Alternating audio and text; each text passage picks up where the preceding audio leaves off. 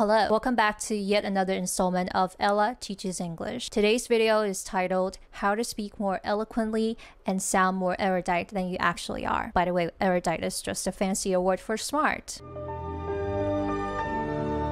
This video isn't necessarily about your pronunciation. This more pertains to people that already have the basics of pronunciation down. They might even sound like a native, and yet their voice or intonation or their word choice don't really pop. And so with that in mind, tip number 1 is record yourself speak. I know it's cringe, but if you want to improve your voice, you need to talk into a mic. You need to talk into a camera. Ideally, you need to get one of these podcast mics. I don't know if you can see. Yeah, this is just something I got from Amazon. It's really cheap. It's only like $50, but well, hello. Before we get on to the video, I would just like to quickly introduce myself. Hi. My name is Ella. I'm a full-time English teacher that specializes in devising a systematic approach to learning English. So if you've been struggling with English speaking for a while, or you're a beginner, you just don't want to waste time and you want to take out all the guesswork, I offer private one-on-one classes as well as self-study guides and courses. So if you're interested, take a look at my profile and you'll gain access to all my stuff. Now let's get on with the video. I don't know what it is, but when you can hear yourself speak, particularly through good sound quality, you can adjust your intonation and voice and your pace in real time. Or even something like this, like I can't really hear myself, but having something tangible that you can hold on to really calms you down. If you listen back to my old videos, my voice register is pretty much like on a higher pitch. I'm more nervous and sentences don't really flow together because I'm usually out of breath by mid-sentence. And so just record yourself speak, use good mics, listen to yourself, preferably in real time. Like you don't need to go through a lot of voice training if you can just record yourself. Tip number 2 is to talk to yourself a lot. You can either talk to yourself or write to yourself. The focus isn't so much on hearing yourself and improving your voice. It's more about seeing how you put words together, how much you've read recently, are you repeating the same words. Whenever I am too busy to write diary entries, I notice that not only do I sound repetitive, I also am more emotionally flustered. Like writing diaries has so many benefits. It also clears your mind. You can see very clearly what's going on.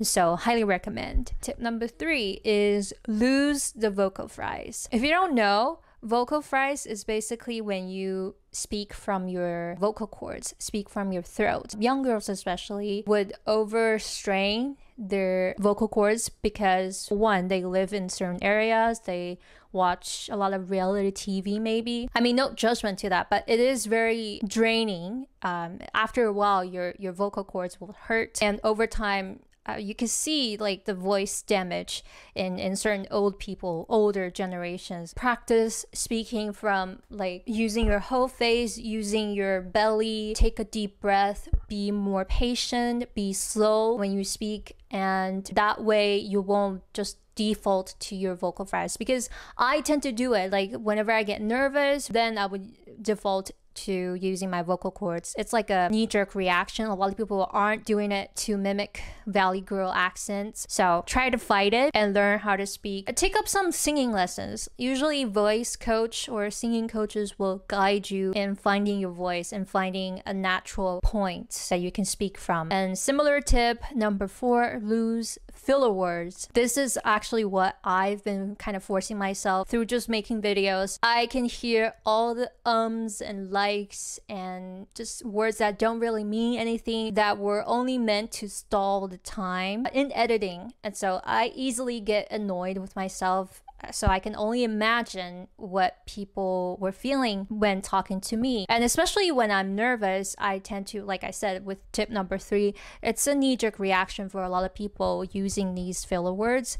And so you really have to consciously practice just pausing if you don't have a thought, if you don't know what to say next. A lot of times you actually don't need to keep talking the whole time to command attention, to command respect. Sometimes planning your pauses ahead of time so you have time to think, so people can listen to what you're saying and take it all in, actually creates more of a dramatic effect and it gets through to people way faster, way better. Tip number 5 is still along the same lines with tip number 3 and 4, which is to lose the uptalk. What do I mean by uptalk? Say you're saying a sentence, it's a statement, but your intonation is like asking a question. I'll give you an example. Computer is useful versus computer is useful. So when you phrase a sentence kind of like a question, your intonation will go up, and that's called uptalk. And it kind of came across as you're not sure about your statement. So in everyday conversation, sometimes you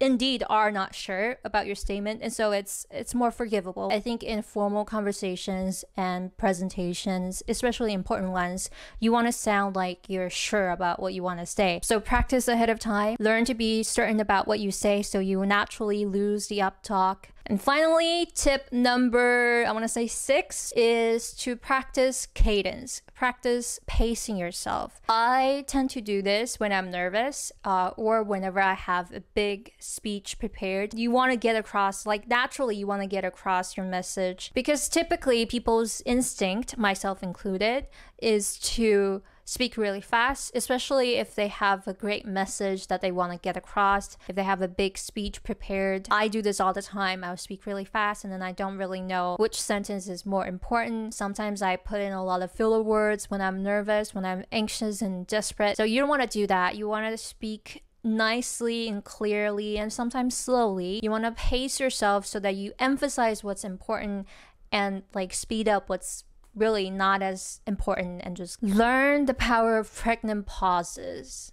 Whatever is important, you can use gestures, you can slow down, you can emphasize the important words, and that is the beauty of cadence. That is the power of cadence. You can garner all the attention and command respect. And through doing all these tips, you will sound a lot more eloquent, a lot more clear. People will think you're smarter than you actually are. People will respect you more, especially in formal conversations. So there you guys go. This is just what I've been secretly working on just by talking to people and listening to myself speak. And hopefully it will help you too. Let me know how it goes. It's not even about how other people perceive me. It's about how I feel in uncomfortable social situations. It's about you first and foremost. Like focus on you having a good time, not letting the nerves get to you. And so let me know how it goes, and I'll see you in the next one. Bye.